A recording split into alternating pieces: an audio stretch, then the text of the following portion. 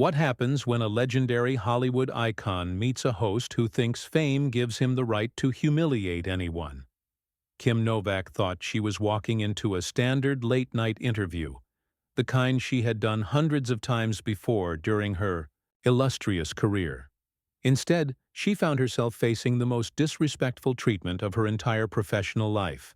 Before we dive into this shocking confrontation that left an entire studio speechless, make sure to subscribe and drop a comment below, telling us about the most awkward interview you have ever witnessed.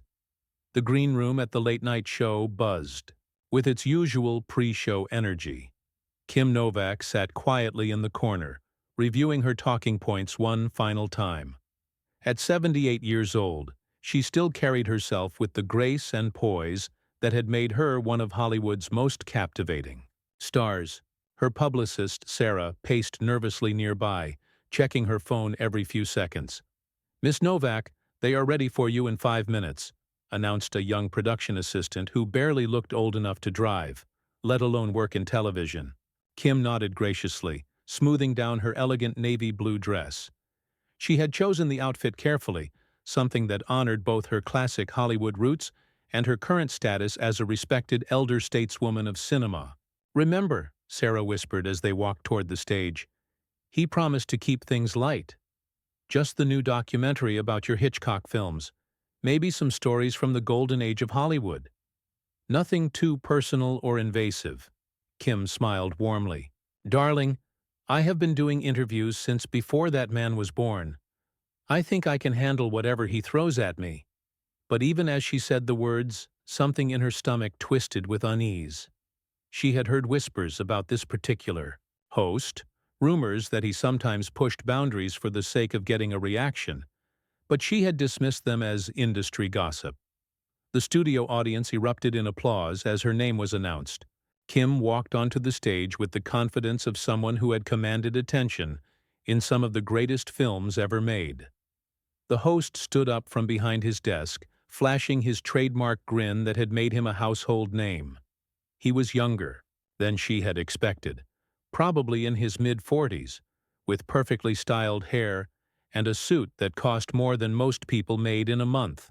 "Ladies and gentlemen, the incomparable Kim Novak," he announced, gesturing dramatically toward her. The audience cheered louder, and Kim felt that familiar rush of performing for a live crowd. She had always preferred the energy of live audiences to the sterile environment of film sets. As she settled into the guest chair, the host sat back down and shuffled through his note cards with an expression that seemed almost predatory. "Kim, thank you so much for being here tonight. You look absolutely stunning, as always." "Thank you," Kim replied, her voice carrying that distinctive smoky quality that had mesmerized audiences for decades. "It is wonderful to be here.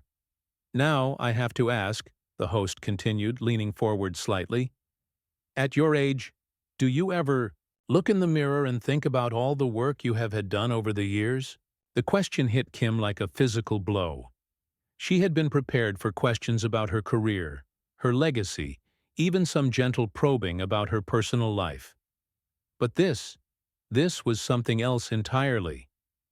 The studio audience fell silent, sensing that something had just shifted in the atmosphere. Kim maintained her composure, though her hands tightened slightly in her lap. "I am sorry, could you repeat that question?" The host smiled wider, apparently pleased that he had caught her off guard. "Oh, come on, Kim. We are all adults here. You have been in Hollywood for what, 60 years? Surgery is just part of the business, right? I mean, looking at you now versus your early films, there have obviously been some enhancements." The cameraman zoomed in closer, capturing every micro-expression on Kim's face. She could feel the heat rising in her cheeks, not from embarrassment, but from pure indignation. In 6 decades of interviews, no one had ever been so brazenly disrespectful. "I think there might be some confusion about the nature of this interview," Kim said carefully, her voice maintaining its professional tone despite the storm brewing inside her. "I was told we would be discussing my documentary and my work with Alfred Hitchcock." "Oh, we will get to all that," the host waved dismissively. "But first, I think the audience would love to hear about the real Kim Novak, the woman behind all the Hollywood glamour and artificial enhancement." Kim felt Sarah's words echoing in her mind, the promise that this would be a respectful, career-focused interview. She looked toward the wings where her publicist stood, and could see the horror written across Sarah's face. The poor woman was frantically gesturing to the show's producers, but they seemed content to let this train wreck continue. "I have been fortunate to work with some of the greatest directors and actors of all time," Kim said, attempting to steer the conversation back to safer ground. "Alfred Hitchcock taught me so much about the craft of acting, and working with William Holden and Jimmy Stewart was an education in itself." But the host was not interested in letting her redirect. "That's fascinating, but getting back to what I was asking, when did you first go under the knife? Was it pressure from the studios, or just personal vanity? I mean, let's be honest, the standards for leading ladies back then were pretty brutal." The audience was now completely silent, creating an uncomfortable tension that seemed to fill every corner of the studio. Kim could hear her own heartbeat in her ears. She had faced down some of Hollywood's most demanding directors, survived the cutthroat politics of the studio system, and maintained her dignity through decades of an industry that chewed up and spit out stars like her. But this moment felt different, more personal and cruel than anything she had ever experienced professionally. "I think you may have me confused with someone else," Kim said, her voice growing firmer. "I am here to talk about my work, my art, and my contributions to cinema. If you are not interested in having that conversation, then perhaps we should end this interview." The host laughed, a sound that felt harsh and mocking in the tense atmosphere. "Oh, come on, Kim. Do not be so sensitive. This is just show business. Our audience wants to know the real you, not some carefully crafted persona your publicist cooked up." Kim felt something inside her snap at the host's condescending tone. The word sensitive echoed in her mind, and she realized this was exactly the kind of dismissive attitude that had plagued women in Hollywood for generations. She had spent her entire career being told to smile, be grateful, and never make waves. But at 78 years old, with a legendary career behind her and nothing left to prove to anyone, she was done playing by those rules. "Sensitive?" Kim repeated, her voice taking on a steely edge that made several audience members shift uncomfortably in their seats. "Young man, I have been in this business since before you were born. I have worked with the greatest talents of the 20th century, and I have never, not once, been treated with such blatant disrespect." The host's smile faltered slightly, but he pressed on, apparently convinced that he could charm his way out of the hole he was digging. "Look, Kim, I get it. Nobody likes talking about aging in Hollywood. But you have got to admit, the woman we see on screen in Vertigo looks pretty different from the woman sitting here tonight." Kim's eyes flashed with something dangerous. She leaned forward in her chair, and when she spoke, her voice carried the authority of someone who had commanded respect from directors like Alfred Hitchcock and Otto Preminger. "Are you seriously sitting there, on national television, analyzing my appearance like I am some kind of specimen in a laboratory?" "I am just making conversation," the host replied, but his tone had shifted. He was starting to realize that he had miscalculated badly. This was not going to be the easy takedown of an aging starlet that he had apparently envisioned. "No," Kim said, her voice rising slightly. "You are being deliberately cruel for the entertainment of your audience. You think that because I am a woman of a certain age, I am fair game for your juvenile humor. You think that because you have a television show, you can humiliate anyone you choose." The studio had become so quiet that the hum of the air conditioning seemed deafeningly loud. Camera operators were zooming in and out, trying to capture every moment of what was clearly becoming one of the most uncomfortable interviews in late-night television history. In the control room, producers were frantically debating whether to cut to commercial, but the ratings gold they were witnessing kept them glued to their seats. "Kim, I think you are overreacting, the host said, and immediately knew he had made another massive mistake. The words hung in the air like a toxic cloud. Kim's laugh was sharp and bitter. Overreacting? Is that what we are calling it when a woman refuses to be disrespected? When she stands up for herself instead of just taking whatever abuse you want to dish out? It is not abuse, it is comedy, the host protested, but his voice lacked conviction. He was beginning to sweat under the studio lights, and his usual cocky demeanor was cracking. Comedy? Kim's voice was incredulous. Making fun of a woman's age and appearance is comedy to you? Suggesting that I have had plastic surgery without any basis in fact is your idea of humor? Tell me, would you ask Tom Cruise about his alleged cosmetic procedures? Would you spend the first 5 minutes of an interview with Robert De Niro discussing how his face has changed over the decades? The host opened his mouth to respond, but Kim was not finished. 6 decades of pent-up frustration with the industry's double standards came pouring out. Of course you would not, because men are allowed to age gracefully in this business. They are called distinguished, seasoned, mature. But women? We are fair game for every cruel joke, every snide comment about our appearance. We are expected to smile and laugh along while people like you make careers out of tearing us down. Look, I did not mean to offend you, the host said weakly, but Kim was on a roll now, and there was no stopping her. Did not mean to offend me? She repeated. You opened this interview by asking about plastic surgery. You called my career achievements artificial enhancement. You dismissed my attempt to discuss my actual work as a carefully crafted persona. And now you want to pretend it was all innocent? The audience was completely captivated. This was not the typical celebrity meltdown they were used to seeing on late-night television. This was something much more powerful. A masterclass in dignity and self-respect being delivered by a woman who had clearly reached her breaking point. I have spent my entire life being professional, Kim continued, her voice growing stronger with each word. I have been gracious in interviews, even when reporters asked inappropriate questions.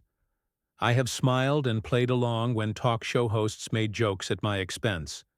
But I am 78 years old, and I am done pretending that disrespect is acceptable just because it comes with a smile.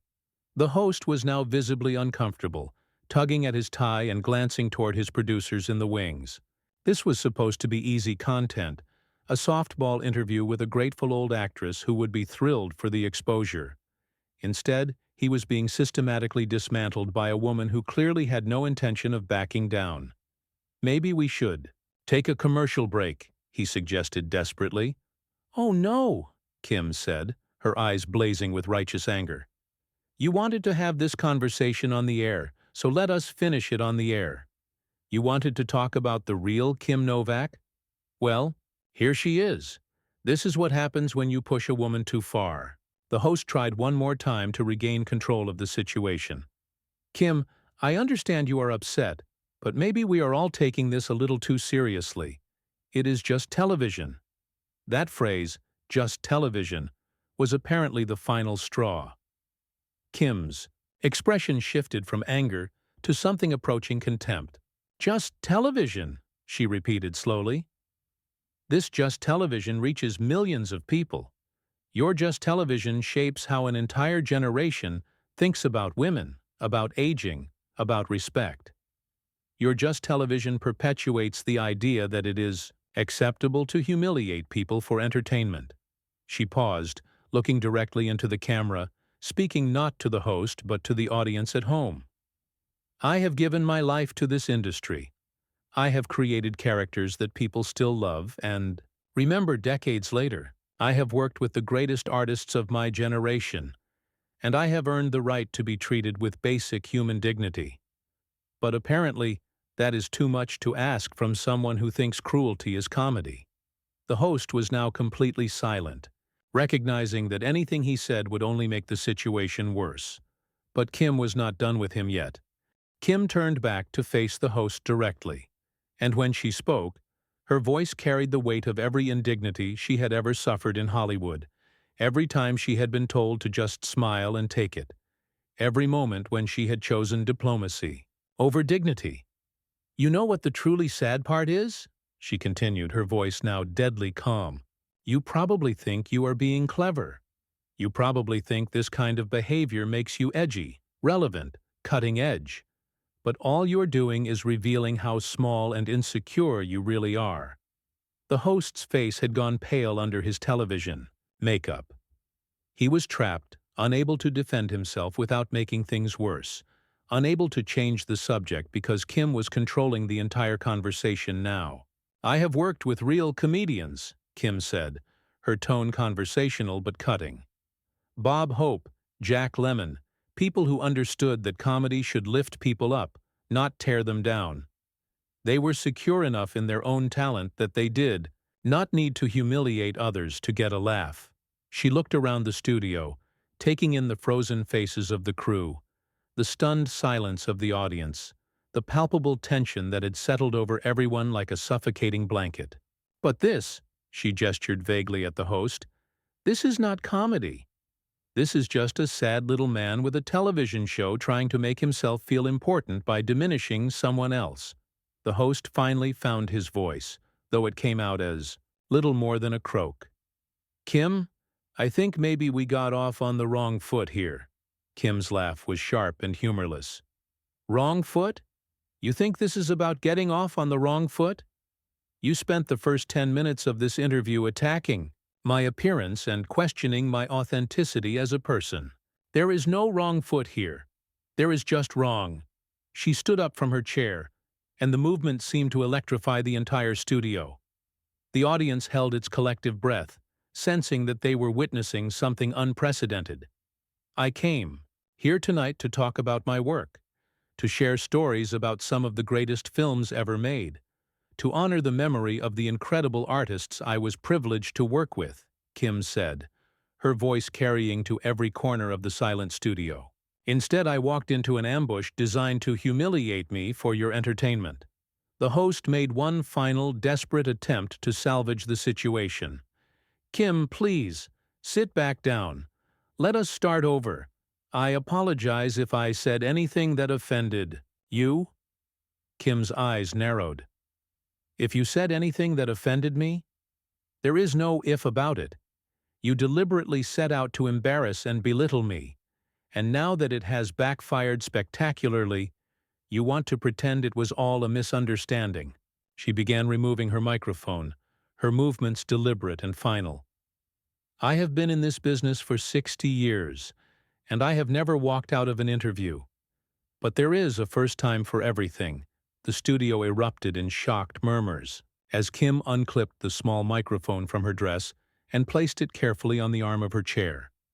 The sound technician scrambled to cut her audio, but her voice was strong enough to carry without amplification. "To the people in this audience and watching at home," Kim said, looking directly into the main camera, "this is what happens when someone in power thinks they can treat another human being like garbage for entertainment. This is what happens when basic respect becomes optional."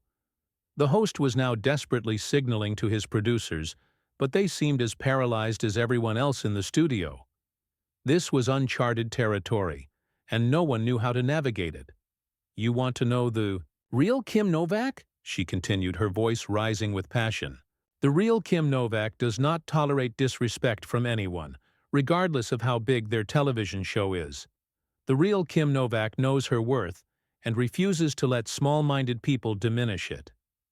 She picked up her purse from beside the chair and slung it over her shoulder with the practiced elegance of a woman who had spent decades making every movement look effortless. "I have worked with Alfred Hitchcock, who understood that great art comes from respect and collaboration. I have worked with William Holden and Jimmy Stewart, who treated everyone on set with dignity and professionalism. I have been directed by Otto Preminger and Joshua Logan, men who demanded excellence but never forgot basic human decency." Her voice grew stronger, more commanding, filling the space with the authority of someone who had earned every word she was speaking. "And now, at the end of my career, I am supposed to sit here and let some two-bit talk show host make jokes about my appearance for cheap laughs? I am supposed to smile and play along while you turn my life's work into a punchline? The host tried, one more time to interrupt. Kim, if you would just— No. Kim cut him off with the force of someone who had finally reached her limit. I am done listening to you. I am done being polite. I am done pretending that this kind of behavior is acceptable just because it happens on television. She turned, to face the audience directly, and her voice carried the warmth and grace that had made her a beloved figure for generations. I want to thank all of you for your support over the years.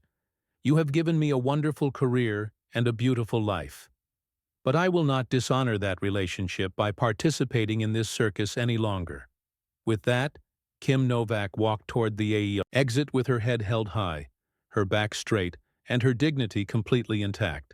The studio remained in stunned silence as she disappeared into the wings, leaving behind one of the most shocking moments in late-night television history.